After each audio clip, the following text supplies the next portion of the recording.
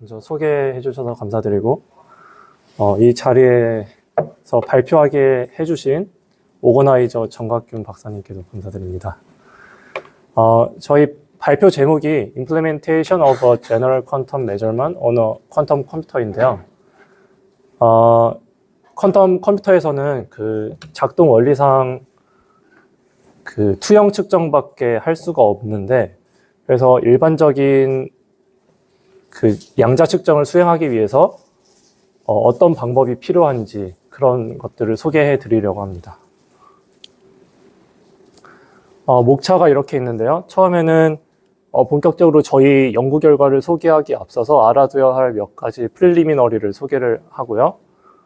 그 다음에 두 번째 섹션에서는 저희가 수행한 프로토콜을 설명을 드리겠습니다.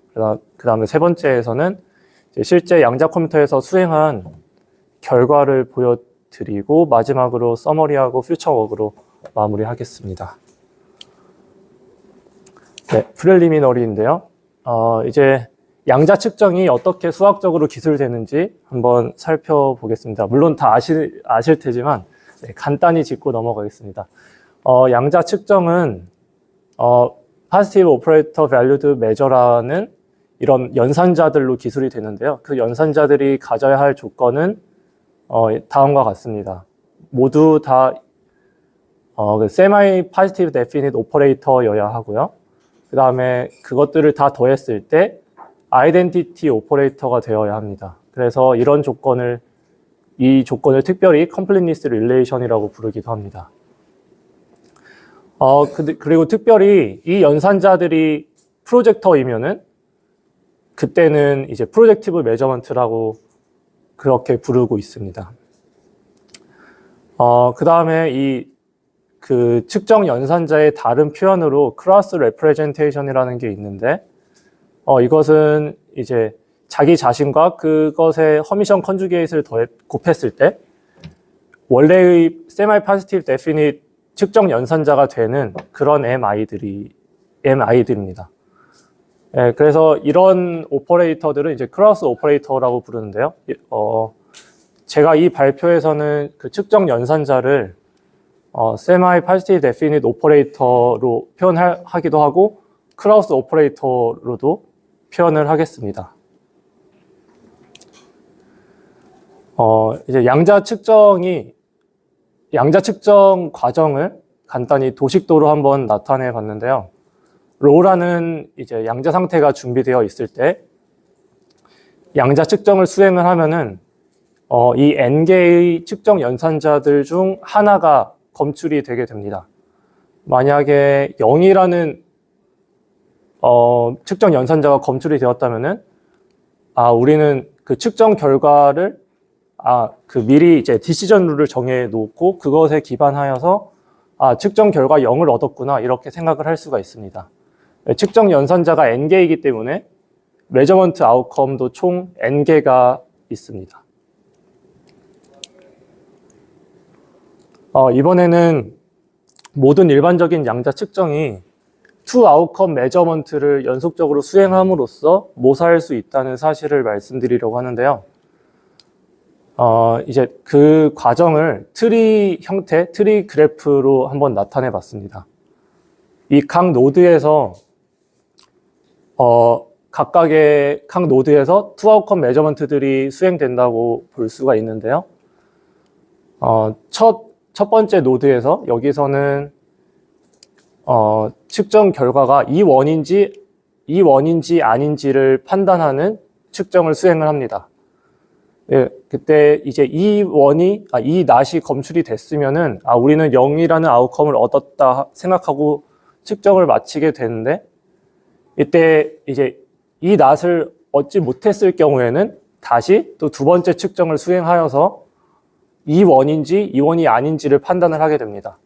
이미 앞선 측정에서 이제 이 원이 아니라는 것은 얻었으니까 이제 두 번째 측정에서 얻은 결과는 두 번째 측정에서도 이 원이 나오지 않았다면은 우리는 이제 이 낫도 아니고 이 원도 아니라는 것을 알 수가 있습니다.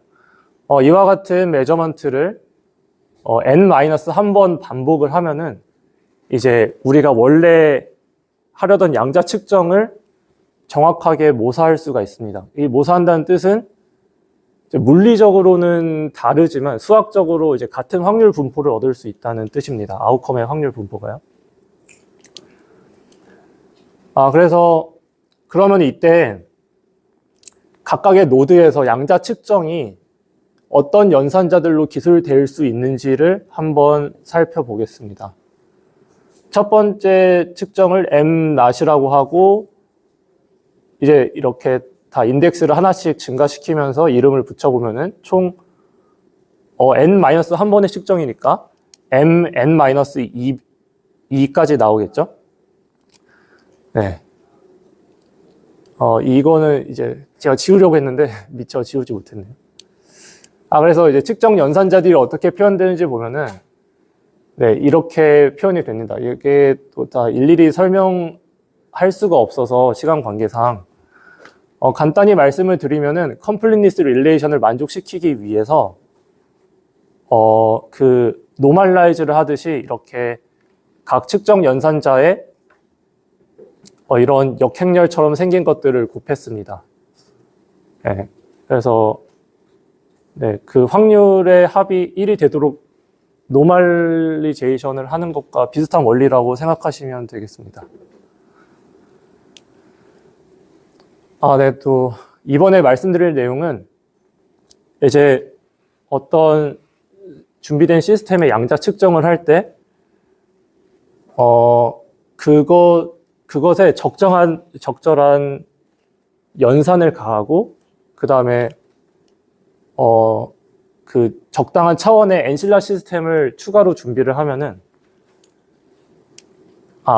엔실라 시스템을 먼저 준비를 하고 이제 그 전체 스페이스에 적절한 연산을 가하면은 그 프로젝티브 메저먼트만으로도 원래의 양자 측정과 또 같은 결과를 얻을 수 있다는 사실을 소개해 드리려고 합니다. 네, 그래서 뭐 수식으로 나타내면은 뭐 이런 n차원의 힐버트 스페이스를 준비를 하고 그때 이제 이러한 유니타리 연산이 존재를 하는데 유니타리 연산이 어떤 것이냐 하면은 우리가 측정하려는 상태와 그다음에 엔실라 시스템의 뭐 임의의 스테이트가 준비가 되었을 때 그것에 유니타리 연산을 해서 A 시스템에는 이 측정 후 상태들로 변환을 시키고 B 시스템은 이제 B 시스템의 기저 상태들로 변환을 시켜서 그것을 각각 인텐글을 시키는 것입니다. 이제 이런 연산을 수행을 하면은 B 시스템의 프로젝티브 메저먼트를 수행을 하는 것으로 같은 확률 분포를 얻을 수가 있습니다. 우리가 원래 측정하려는 A 시스템의 한 것과 같은 확률 분포를 얻을 수가 있습니다. 뿐만 아니라 A 시스템에 이제 B만 측정을 했으니까 B에서는 이제 파동 함수가 붕괴가 되고 A 시스템만 양자 상태로 남을 텐데 이 측정 후 상태도 우리가 원래 POVM으로 측정한 것과 같은 측정 후 상태를 얻을 수가 있습니다. 네, 이제 프릴리미너리를 마치고 본격적으로 저희 연구 결과를 소개해 드리겠습니다. 질문이 하는데 POVM으로 하면 네. 측정 후에 어떻게 되는지 모르잖아요. 그러니까 네. 같은 디스크립션은 무한히 맞잖아요. POVM 어떤 면접가 아웃컴이 나왔다고 해서 네네. 그 크라우스 리프레젠테이션에 대해서는 무수히 많은 표현이 있죠. 그러니까 아까 네. 말씀하셨듯이 저렇게 B를 매저를 하면 네. 우리가 원래 POVM 한 것과 같은 상태를 복구한다고 하셨는데 그게 정확히 네, 맞습니다. 네. 제가 그 부분을 미처 생각을 못 했는데, 말씀하신 것이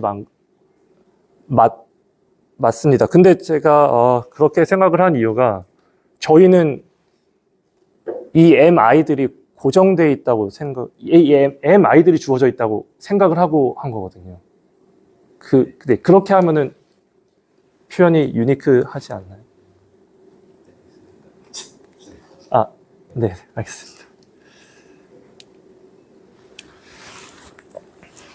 그래서 이제 저희가 할 일은 이러한 유니타리 연산을 양자 컴퓨터에서 수행하는 것이 되겠습니다. 근데 양자 컴퓨터에서는 이제 싱글 큐빗 오퍼레이션들과 C낫이 이제 기본 연산으로 이루어져 있기 때문에 이 유니타리 연산을 이 오퍼레이션들로 잘 수행하는 것이 필요하겠습니다. 먼저 이제 투 아웃컴 메저먼트일 때 어떻게 수행되는지 한번 살펴보겠는데요. 이때 투 아웃컴 메저먼트이기 때문에 측정 연산자가 두 개가 있고,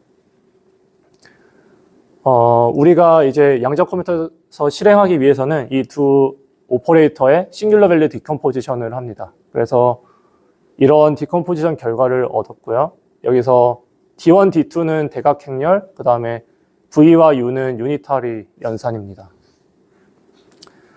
그래서 제가 뭐 계속 말씀드렸다시피 이 유니타리 오퍼레이션을 어떻게 구현을 할 것인가, 양자 컴퓨터에서 그것을 구현하는 회로가 이렇게 됩니다. 여기서 뭐 보시면 첫 번째 유니타리 연산을 가하고, 그 다음에 가운데는 이제 컨트롤드 로테이션 게이트들이 있는데요. 이제 이 과정은 D1, D2를 수행하기 위한 과정이라고 보시면 되겠고, 마지막에 V1, V2를 이렇게 가해주게 됩니다. 네, 제가 여기 도식도에서 물결선으로 표시한 이유는 여기 엔실라 시스템은 큐비트 시스템인데, 여기 A 시스템은 이제 D 차원의 임의의 QDT 시스템이기 때문에 구별하기 위해서 이렇게 물결선으로 표시를 했습니다. 이제 그 일반적인 N 아웃컴 메저먼트에 대해서 살펴볼 텐데요. 이제 앞서 말씀드렸다시피 이제 투 아웃컴 메저먼트로 모든 POVM이 다 구현 가능하다고 말씀드렸는데, 그래서 이 회로에서도 비슷한 원리를 적용할 수가 있습니다. 그래서 이 아까 소개해드린 투 아웃컴 메저먼트를 수행하는 회로를 하나의 모듈로서 보고, 그 모듈을 이제 콘케티네이션을 하면은 네, 뭐 이런 형태로 나오게 되는데, 이제 각각의 모듈에서 수행하는 것이 투 아웃컴 메저먼트라고 생각하시면 되겠습니다. 네, 그래서 이제 각각의 모듈을 지났을 때 어떤 상태 변화가 있는지 살펴보면은 뭐 이런 식으로 알 수가 있습니다. 이제 저희 임플레멘테이션 리절트를 소개해 드리겠습니다. 두 가지 이그램플을 준비를 했는데요. 첫 번째는 3아웃컴 싱글 큐빗 메저먼트입니다. 측정 연산자들이 이렇게 주어져 있고요. 준비된 상태는 0 상태입니다. 이제 측정 연산자들을 디컴포지션 하면 이런 형태가 나오고, 키스킷에서 코드를 짜서 회로를 그려봤습니다. 이제 우리가 이제 회로를 돌리면은 우리가 얻는 상태가 이런 상태가 되는데요. 그래서 총 측정을 하면 5가지 상태가 나와야 하고, 각각의 이제 나올 확률은 이렇게 됩니다. 그래서 확률 히스토그램이 이런 식으로 표현이 됐고요. 여기 시뮬레이터에서는 이제 노이즈가 하나도 없는 아이디어란 상황입니다. 첫 번째 그 리얼 머신에서는 IBM 퍼스에서 한번 돌려봤는데, 이제 빨간 테두리 부분이 원래 나와야 할 상태들이고요. 나머지는 노이즈가 생겨서 노이즈로 인해서 나오면 안 되는 상태들이 나왔습니다. 그래도 분포를 그냥 러프하게 비교를 해보시면은 비슷한 형태를 띠고 있다는 것은 아실 수가 있을 겁니다. 이번에는 아이온큐 하모니에서 돌려본 결과인데, 분포가 네, 이것도 원래 좀 길쭉해야 되거든요. 그래서 이 0 상태는 아까 IBM 머신이랑 비슷한데, 이쪽 부분이 조금 이제 구분이 잘 안 되는, 예쁘지 않게 나오긴 했습니다.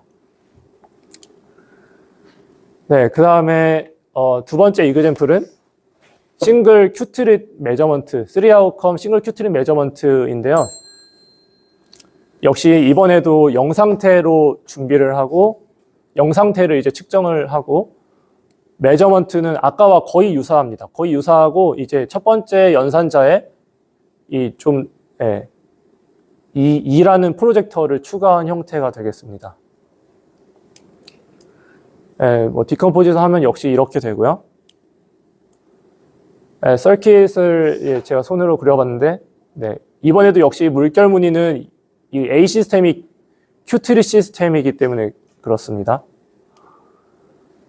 그래서 근데 양자 컴퓨터는 큐비트 시스템으로 이루어져 있기 때문에 이제 큐비트, 2큐비트 시스템으로 인베딩하는 과정이 필요합니다. 뭐 이게 뭐 어렵진 않고요. 그냥 그 트리비얼하게 얻을 수 있는 결과이고요. 이제 임플레멘테이션 리절트를 보여드리면은 이제 첫 번째는 이제 시뮬레이터에서 아까와 같이 노이즈가 없는 시뮬레이터에서 돌려본 결과이고, 아까와 이제 똑같은 확률 분포가 나오는 것을 볼 수가 있습니다. 두 번째는 이제 IBM 나이로비인데 아까와 스펙이 거의 비슷하거든요. IBM 나이로비와 퍼스가 비슷하긴 한데, 이것이 실제 결과인데 뭐 거의 뭐 의미가 없는 결과임을 볼 수가 있습니다. 두 번째는 이제 아이온큐 하모니에서도 돌려봤는데 이건 거의 뭐 유니폼 디스트리뷰션에 가까운 그런 아무 좀 쓸모없는 결과를 얻었습니다. 네, 그래서 왜 그런가 한번 봤더니 이게 컴파일 되는 과정에서 정말 수많은 CNOT 게이트들이 생겨나고, 이것은 컴파일 된 서킷의 일부분인데 보시면 이렇게 또 수압 오퍼레이션도 많이 일어나는 것을 볼 수가 있습니다. 그래서 토탈 이제 제가 CNOT 개수를 세봤는데 387개의 CNOT으로 이루어져 있습니다. 그 다음에 아이온큐는 다행히 이제 풀 커넥티드이기 때문에 풀 커넥티드이고 그 다중 CNOT 게이트도 수행을 할 수가 있어가지고 뭐 이런 거를 굳이 2큐빗 CNOT 게이트로 분해하지 않아도 되지만 그래도 여전히 많은 CNOT 게이트들이 쓰이고 있음을 알 수가 있었습니다. 그래서 이 나이로비의 스펙을 가져와 봤는데요.